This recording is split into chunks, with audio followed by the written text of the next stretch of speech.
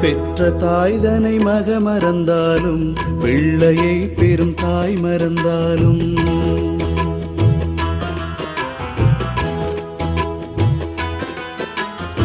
பெற்ற தாய்தனை மக மறந்தாலும் பிள்ளையை பெரும் தாய் மறந்தாலும் உற்ற தேகத்தை உயிர் மறந்தாலும் உயிரை மேவிய உடல் மறந்தாலும் கற்ற நெஞ்சகம் கலை மறந்தாலும்